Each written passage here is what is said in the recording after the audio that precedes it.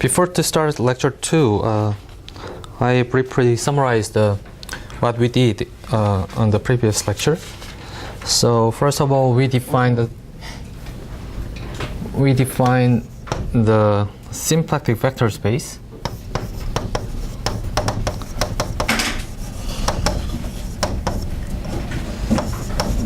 It is just a vector space with a skew-symmetric bilinear form.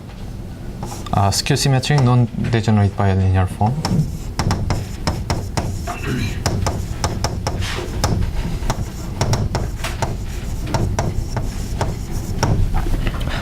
And then we show that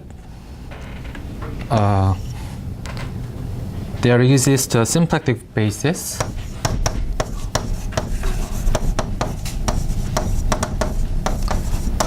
UIVI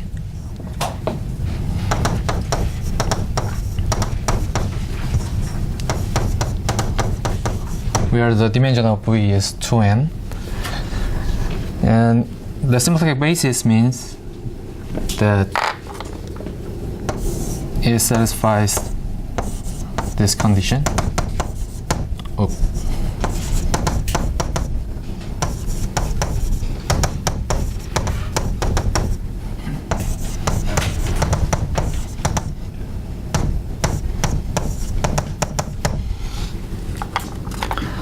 So that okay. So also we define a certain kind of subspace.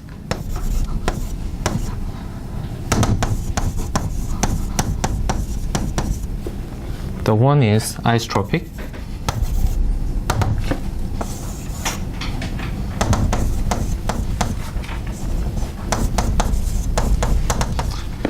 If the symplectic if W is contained in the symplectic complement of W, and co-isotroping means that the symplectic complement is contained in original subspace, and symplectic means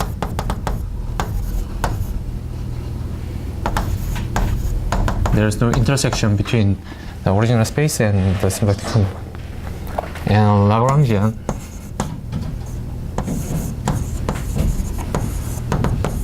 means the W coincide with the symplectic complement. Okay.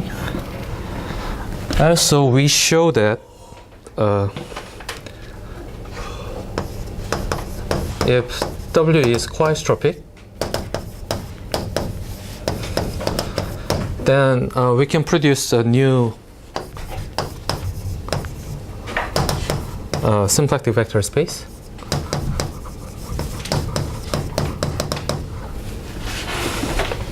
So we call this space symplectic reduction. And also we prove that if we denote by JV omega is the set of all omega comparable mass complex structure, comparable complex structure,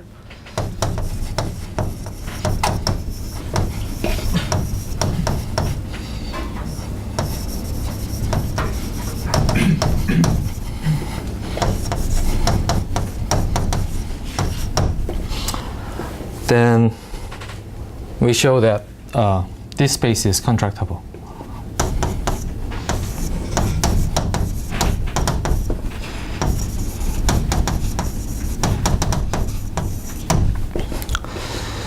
So actually the idea is, if we constructed a function from the space of our inner product to the space of omega comparable complex structure. So, and obviously this space is convex, so that it is contractible. And actually, if we have an inner product here, then we constructed a complex structure where J phi is defined by Q inverse A. Here the Q is defined by square root of P, and P is defined by A transpose A, and A is defined as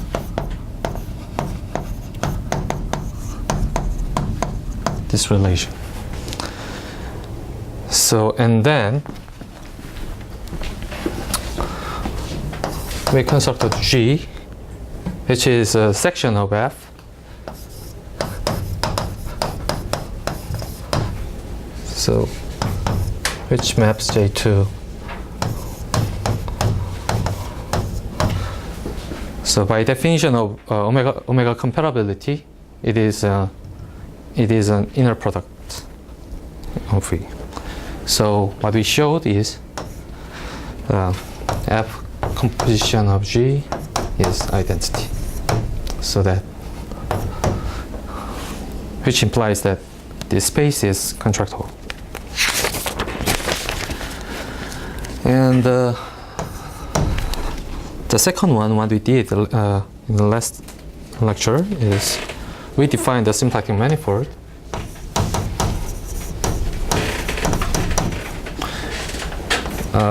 Is a pair consisting of the smooth manifold and omega is differential two form, which is closed and non-degenerate.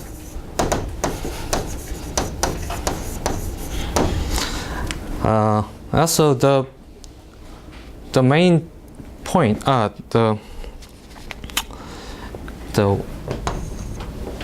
main thing what we were dealing with is we studied the motivation, which means we studied why we consider such kind of space. So, to sketch briefly, we consider the Rn, which is a configuration space.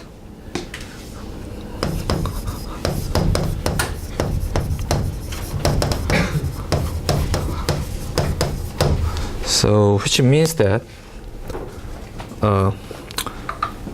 so this is a space where when we consider the motion of particle, this coordinate assigns the position of particle. So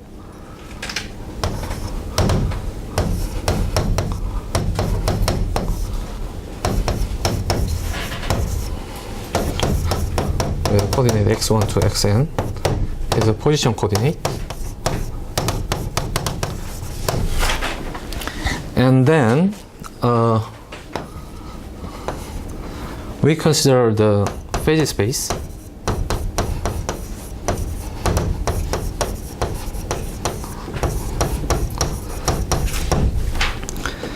And this assigns the velocity of the motion of particle. So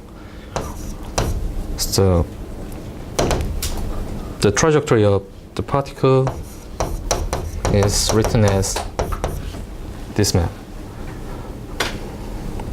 xi, so I said x gamma t, y gamma t. So here y gamma t is nothing but gamma dot t. So here x is position coordinate and y is velocity coordinate, velocity. So so we think of and we sort of the functions L on the phase space.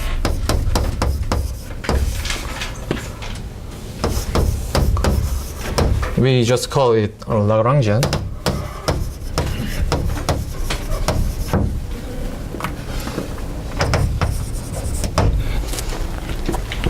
And then the Euler-Lagrange equation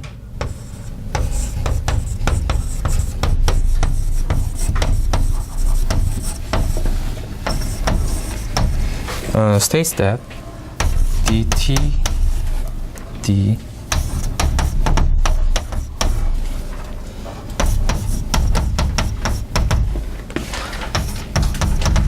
the Euler-Lagrange equation is defined in this way, and so in particular, if we take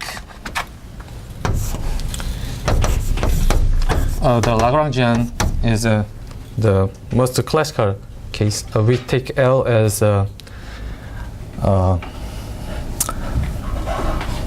T is kinetic energy minus the potential energy. Then this Euler-Lagrange equation is equivalent to the Newton's law of motion. So star is equivalent to the Newton's equation.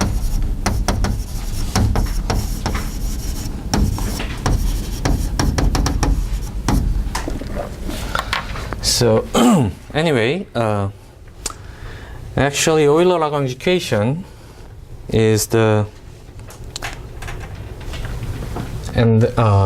minimum of such kind of action the functional. So gamma is a solution of Euler-Lagrange equation if the I gamma, which is defined by this quantity,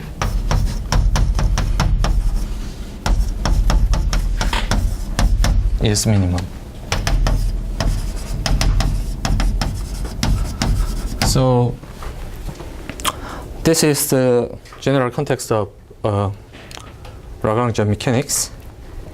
And so when L is T minus U, does yes. this mean that this path where the particle moves, so this is it moves along the path where the kinetic energy and the difference between kinetic energy and the potential energy is minimum.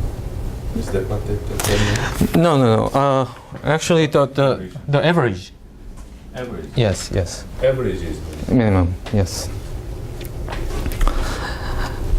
So in other words, you take the difference and then you take all integral. That's minimum. Yes, that's right. What does that mean? So actually,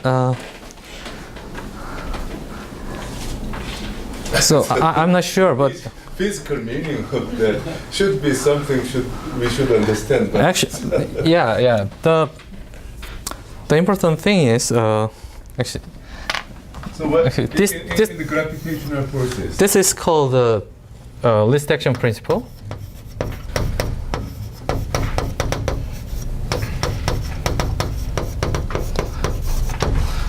So actually, I should write down as an example, but no, actually, the philosophy is in the nature, the particle movement minimize something. Minimize, yeah. So, for example, if this is the path of light, then it minimizes the time. So this is actually Fermat's principle. Yeah. And Schnell's law. yeah, actually, this is just a philosophy. So if there is something. Some quantity. So that can minimize this. Yes, then minimize this quantity. Okay. So actually, this phase space, is modeled by tangent bundle. Right?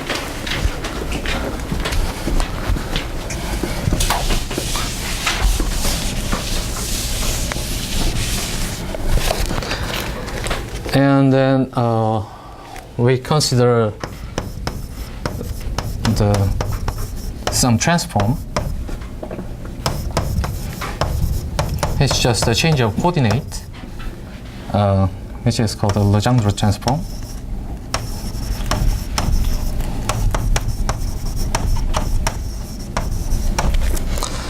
So actually, I didn't say about the Legendre transform in last lecture, but actually it maps to xy to x tilde y tilde.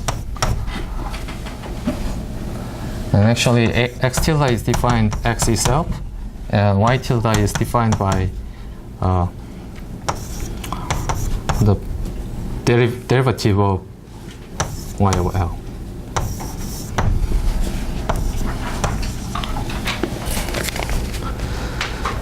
So actually that's and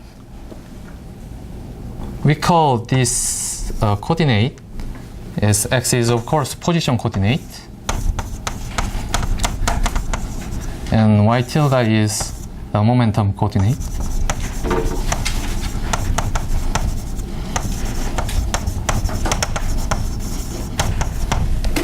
So that's the general Legendre transformation? Yes, it's a general. So in particular, when L is t minus u, then it is nothing but mv.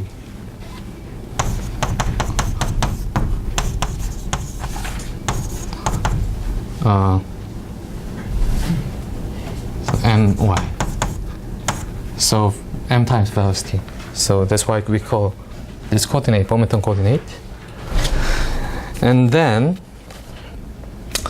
the Legendre transform of L, if we express the Legendre transform of L in terms of x tilde and y tilde, then it is called a Hamiltonian, which is defined by so y tilde minus L, which is called a Hamiltonian.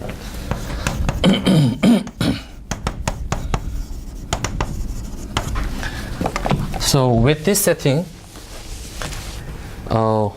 we can write down the Euler-Lagrange equation as the follow.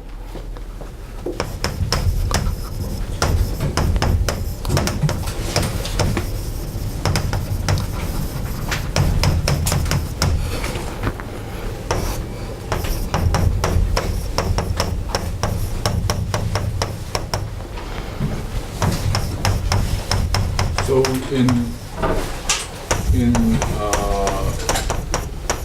L is Yes. t minus u, what Yeah. happens? If L is t minus u, it is here L is t minus u, and in this case y is y was when you put gamma t here, then it is gamma t dot, and this is m gamma t dot.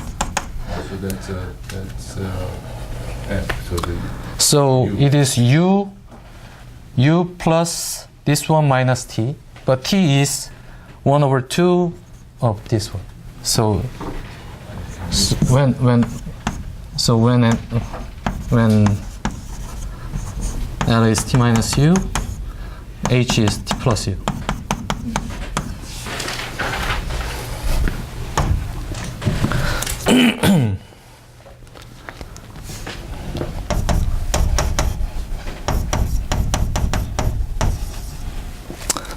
So this equation is called the Hamiltonian equation.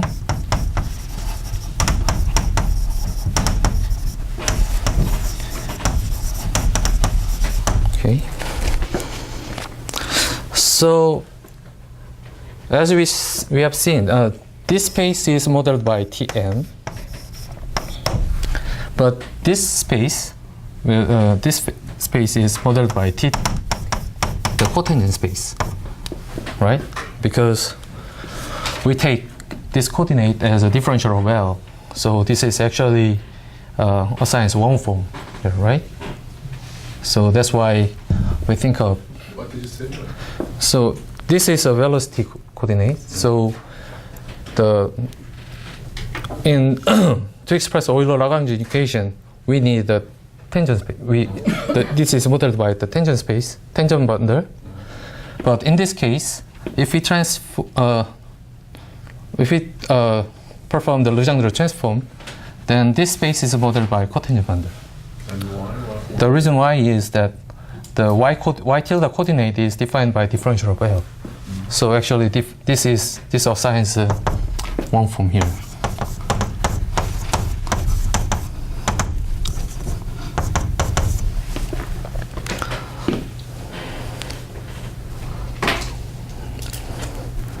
Okay.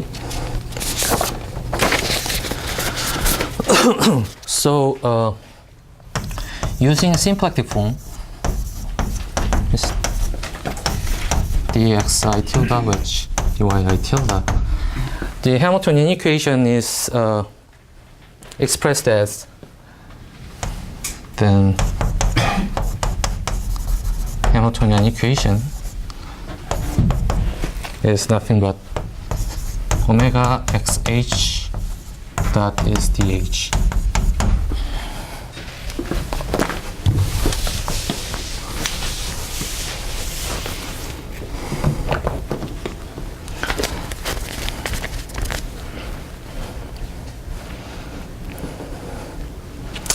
So, what xh is a vector field which is uniquely defined by this equation, and the gamma t, where xh is a gamma t dot.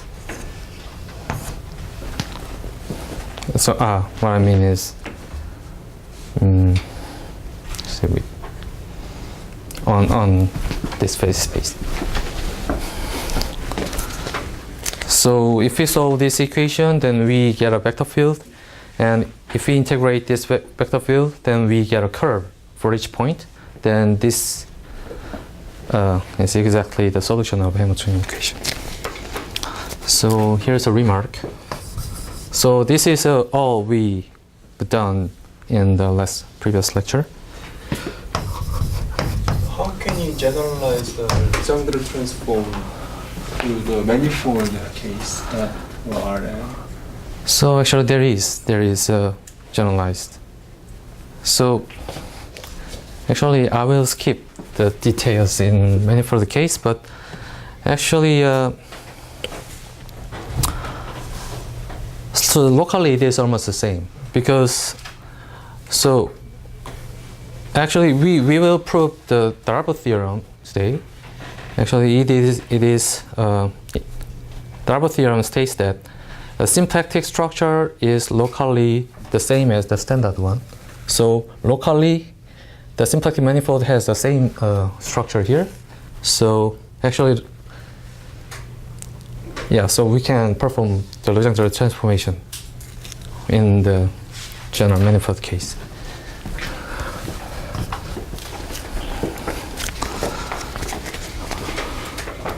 So here's a remark. So this vector field preserves H. So which means that the motional particle preserves some quantity H. So it gives a conservation law here. So the reason is that if we take a directional derivative xh to h, it is nothing but Lie derivative of h, right? And there is a Cartan's formula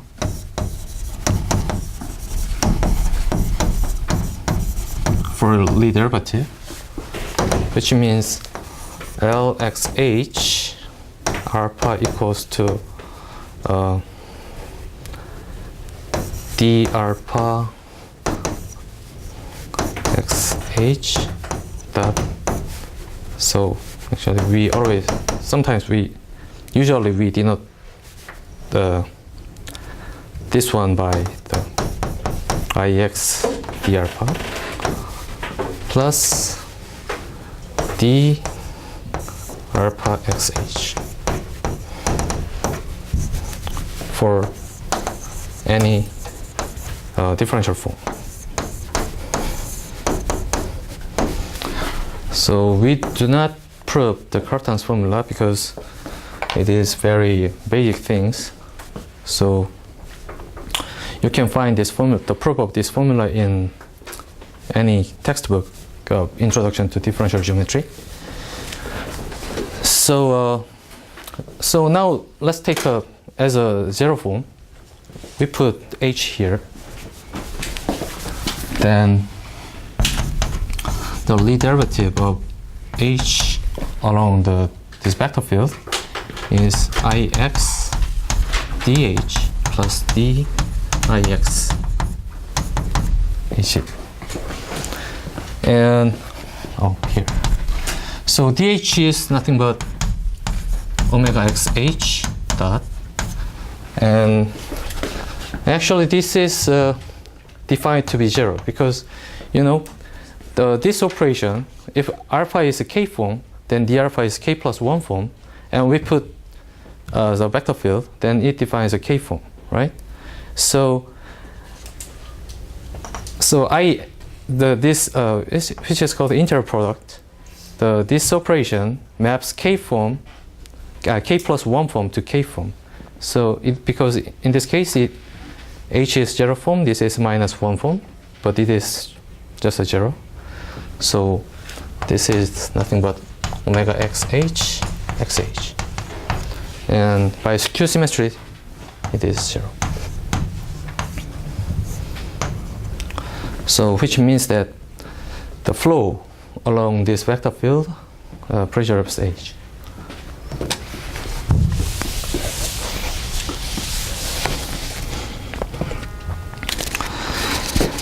And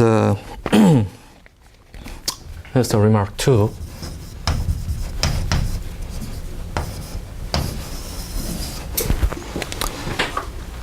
Choose an omega comparable almost complex structure.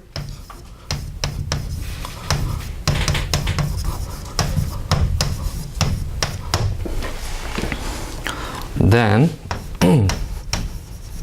jxh is the gradient vector field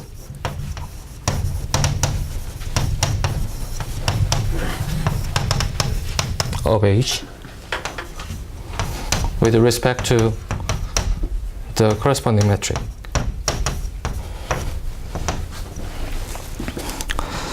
So this is also quite simple. The reason is that, so if we have a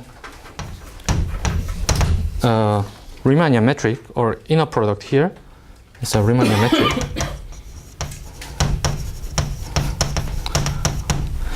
Then the gradient vector field is defined by this way. So here, because this symmetric bilinear form is non-degenerate, actually positive definite, so for each one form we can assign assign the unique vector field, which is called the gradient vector field here. And actually this vector field assigns the direction, which is h increase as fast as possible. So using this equation, it is just omega grad h times j dot here by definition, and dh is omega xh dot, right? So if we take minus j, if we multiply on both sides, minus j, it becomes 1 identity. So minus j gradient vector field equals to xh. So if we multiply j again, then we have jxh. So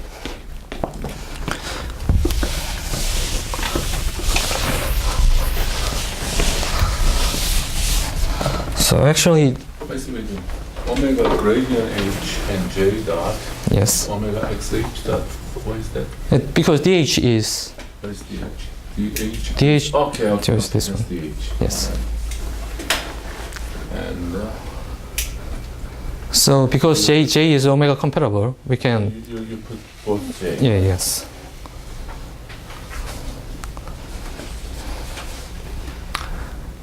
So this means that if we have a space here,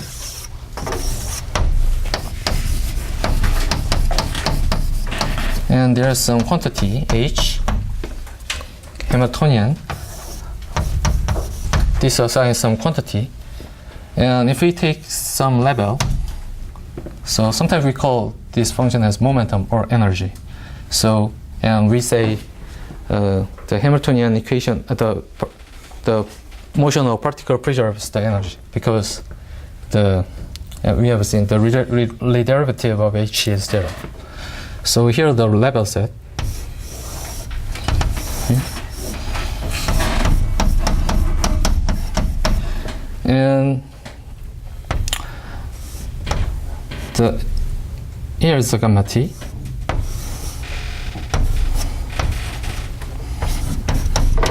So the solution lives in this level set, and for each point the tangent space is xh t, and if we choose j as omega compatible, then jxh is the transverse to the level set. Okay. Okay.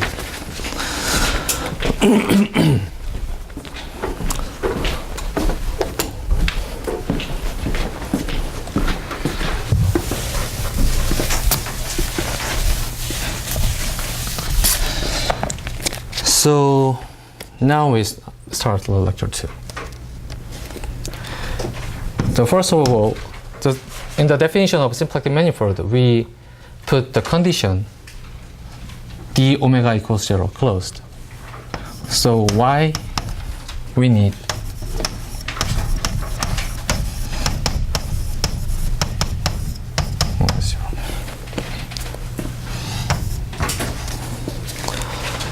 So actually on the phase space there is very nice structures, algebraic structures on Rn times Rn. So to see this on the phase space, let's take two functions on this space. So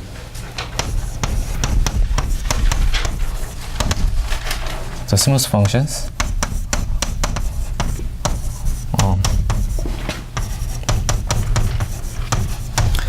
And we define the bracket here, which is defined by directional derivative of f along xg, and it is nothing but df xg.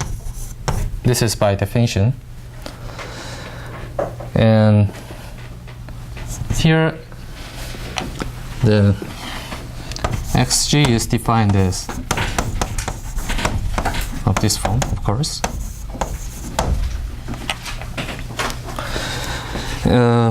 What is x sub g? X sub g is what?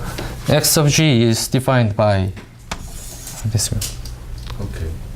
Yeah, like xh. Hamiltonian vector field. Yes, Hamiltonian vector field with respect to g. So the directional derivative of f in that direction. Yes, it is exactly the same as this function. So this is a function. So what we defined now is the bracket, which You are assuming yes, such kind of vector field exists, or is it always? Let's see. Oh, you have a function, then you can find. yes, the vector field. yes, But from that vector field, you don't know whether you have a function. yes.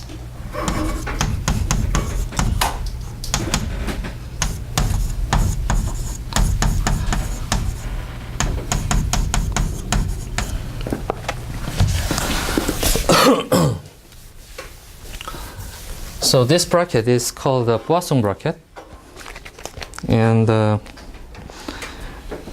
actually it is written by, we can express precisely what it is, what f, the pair of fg is. So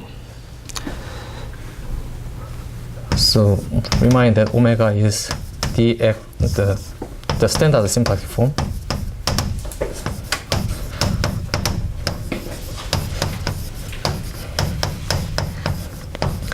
Here, then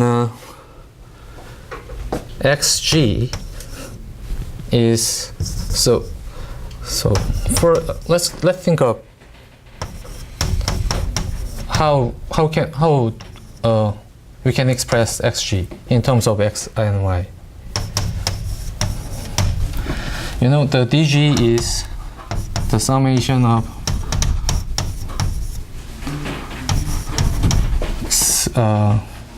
I plus round yi, round g, dyi, right?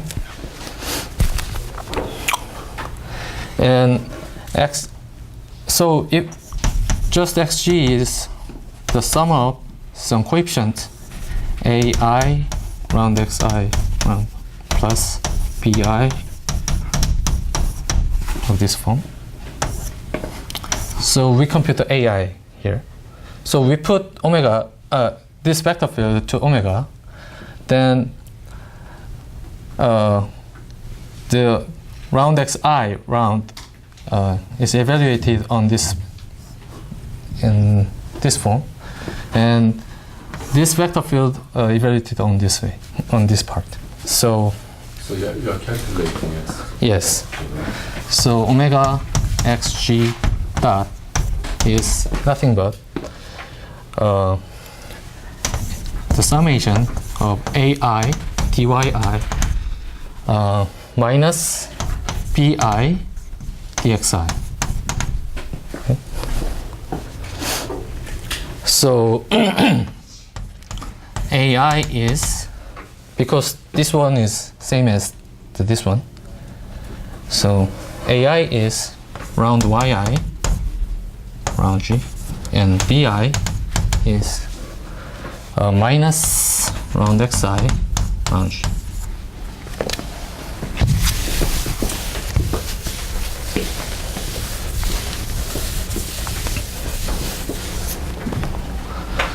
So wait. Omega x is dg. dg, what is it? so dg is this one, Why this is AID? and this one must be same as this one, because xg is by definition this one equals to this one. xg, no, but the omega xg dot y is that in particular that form. X, if you plug xg in here, Yes. then you get This one. This. Mhm. Oh, but let's see. Because by definition this one form is dg. Right, but dg is defined there, right? But y is ai d by I minus di dxi. Because it is one form, so if we put vector field, it is any one form is expressed in this way. But Actually, is the ai the same as this xg ai xg? Ai di is used in xg when you define x sub g. Yes. You let If we AI. put on this side, then ai came out here, and dxi round xi round is Okay, one. So you are putting there. Yes, and yes, calculating, yes. that's why, yeah. Yes.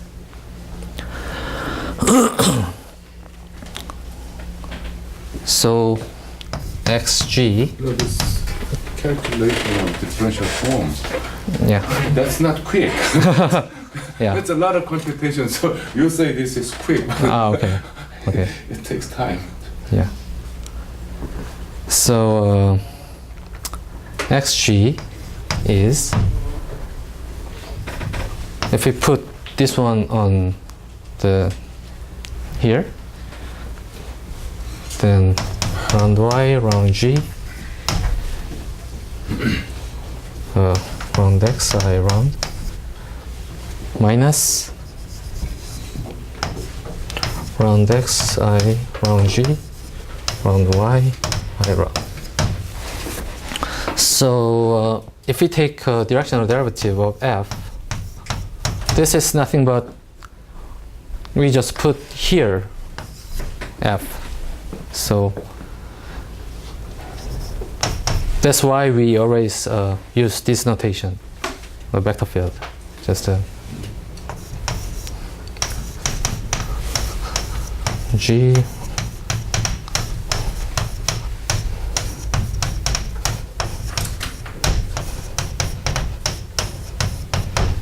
so this is the Poisson bracket of f and g. So using this one, we can prove the following. This is the property of Poisson bracket.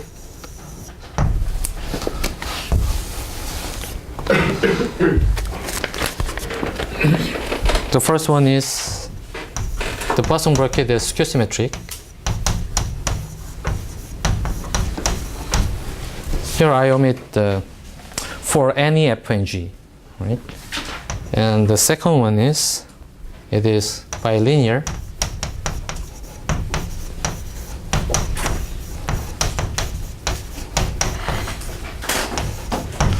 It is also obvious in this sense, or in this sense, and it satisfies the Leibniz rule. FGH equals to FGH plus FHG. Actually, it is just a product, so it is commutative.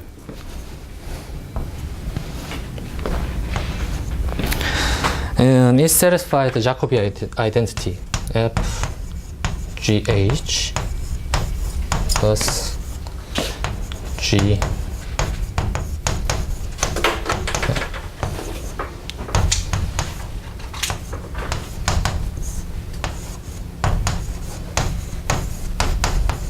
So this is the most important property.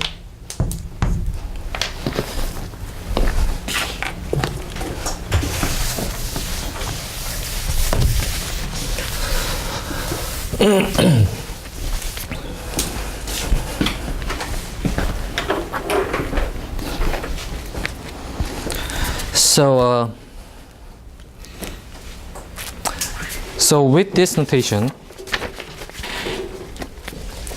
we can translate the Hamiltonian equation in terms of Poisson bracket. So the reason is that, here's a remark.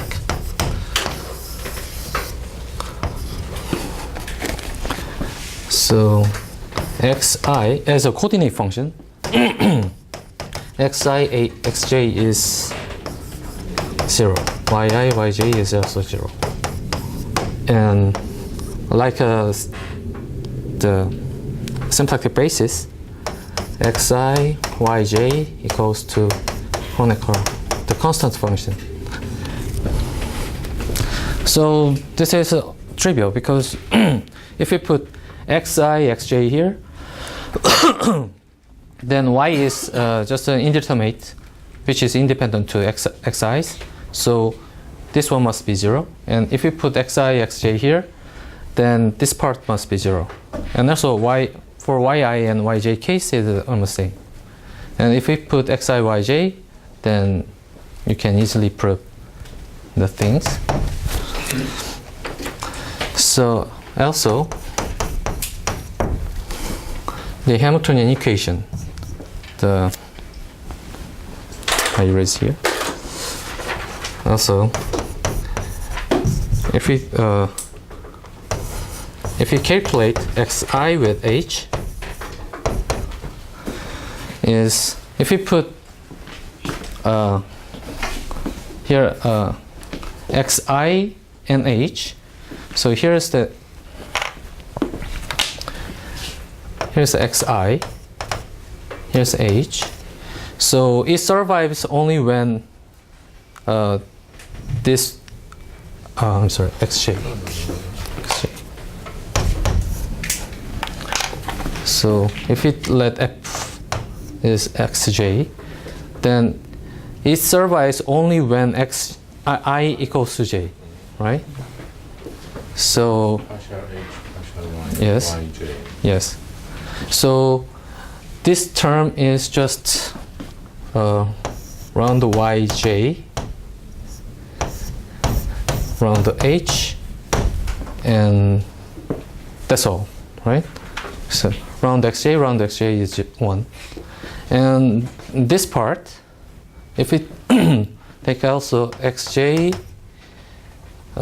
h, then it must be vanishes, right? So it is nothing but this equation.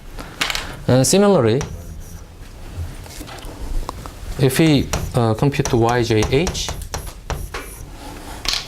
then it's minus round xj round h. So so if we put gamma t here, so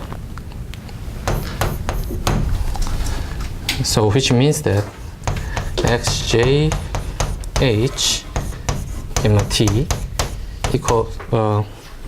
equals to minus round. We put gamma t inside. Then by Hamiltonian equation, this is the same as xj gamma t. And similarly, yj h gamma t is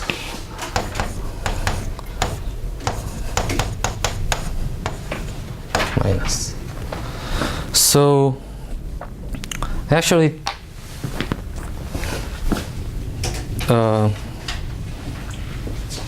so this is another formulation of Hamiltonian equation. So in physics, many people trying to work with the Poisson bracket. And so there's another important thing about the Poisson bracket. Actually, this is the actual reason why people are working with the Poisson bracket instead of the symplectic form. So there's why we use Poisson bracket.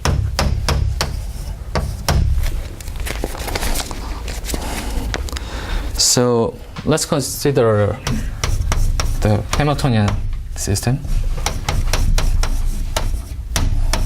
with H.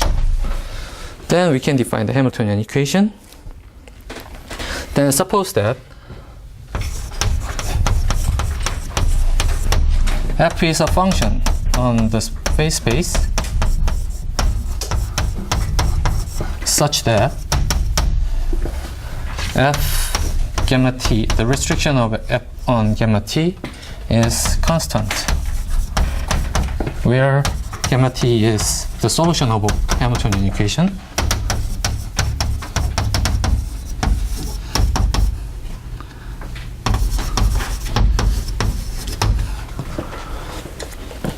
So which means that f is some quantity along the motion of particle, then the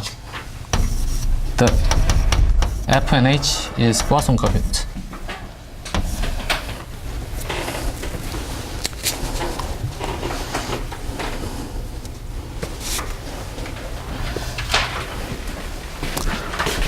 So actually this is if and only.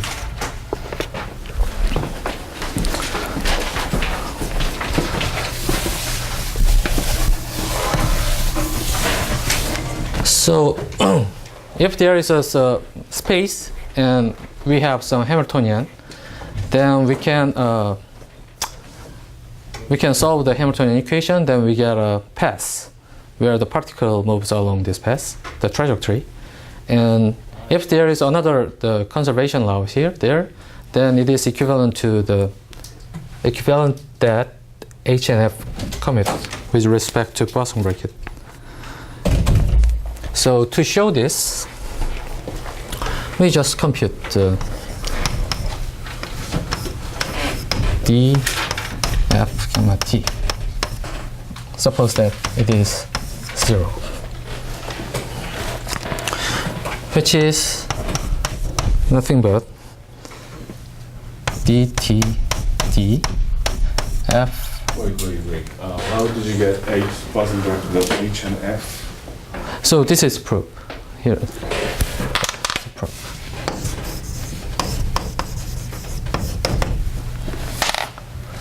So f has 2n parameters. So x1 gamma t xn gamma t here, and y1 gamma t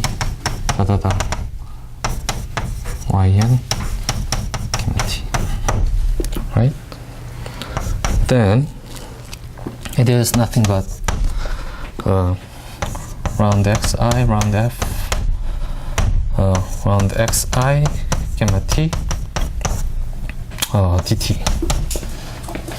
Or let's say d plus round y I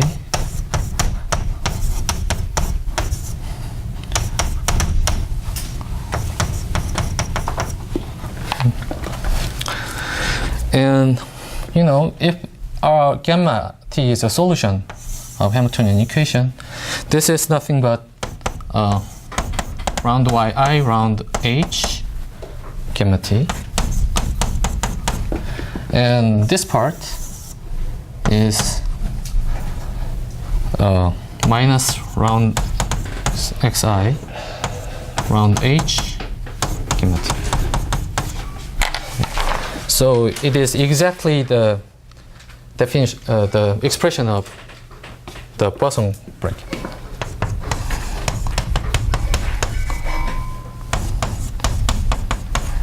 Oh, sorry. So gamma t.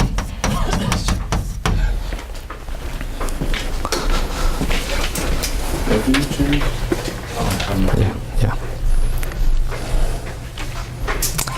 So if we have some Hamiltonian system, and if we want to find some another conservation law, then we need to solve this equation. It is 0, which is 0. So it's very simple expression to explain the conservation law. And now we explain why we need the condition omega d omega equals to 0. So actually this comes from the Jacobi identity on the Poisson bracket on general symplectic manifold. So for the symplectic manifold, now we consider the manifold case.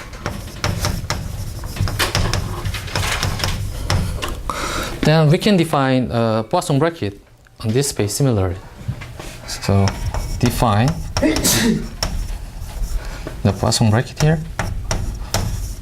which maps from the copy of smooth functions on M to the smooth functions, the space of smooth function,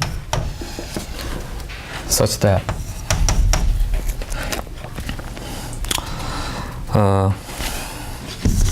it's just exactly the same way. Fg is the directional derivative of xg, f along xg.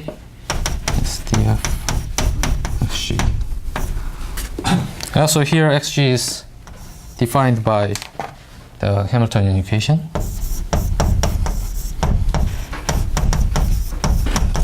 But the problem is there is no expression up until now. We cannot express this form, right? Because you know, when we compute the xg in this way, we need a symplectic form, standard symplectic form. So this expression is actually true, and with respect to the standard symplectic form, but we don't know whether the omega can be written as the standard way. So, but we will prove omega can be written as the standard way. But anyway, up until now we don't know. So actually, with this definition, so here we 1, 2, 3, 4. Then it satisfies 1, 2, 3.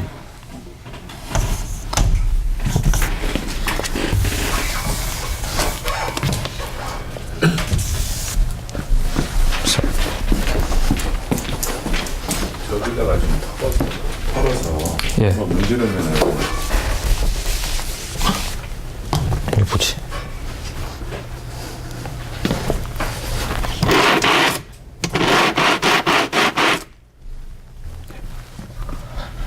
So this bracket, the bottom bracket satisfy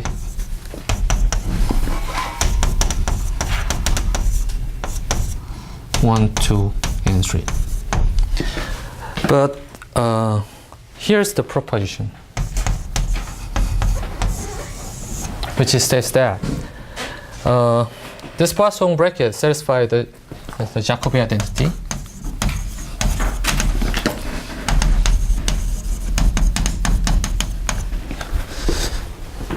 So d omega, so I mean omega is closed if and only if the bottom bracket satisfies the Jacobi identity.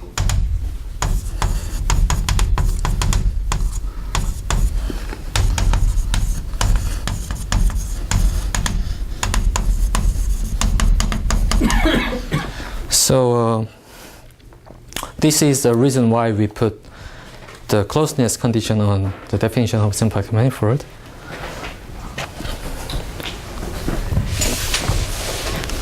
Okay.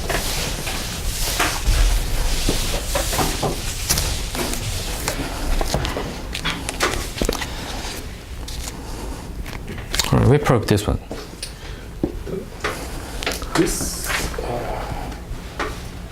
xg directional derivative of f in xg, it is all local property, isn't it?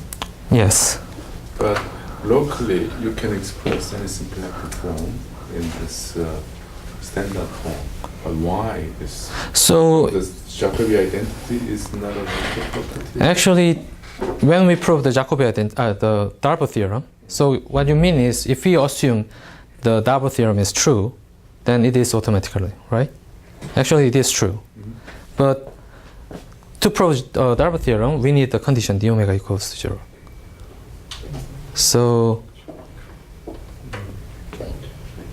So actually, Okay, so the local, yeah, okay, because this is 0, so there is no local property. yeah, yes.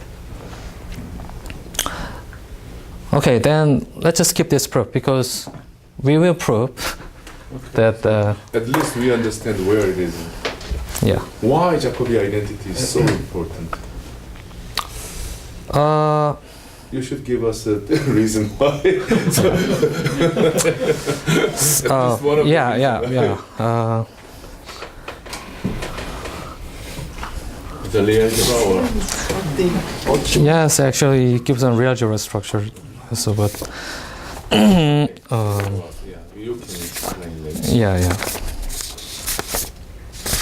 Actually, I know there's nice reason, but I will talk to you in the next lecture. I have another question. Yes. So this was mechanical motivation. Yeah.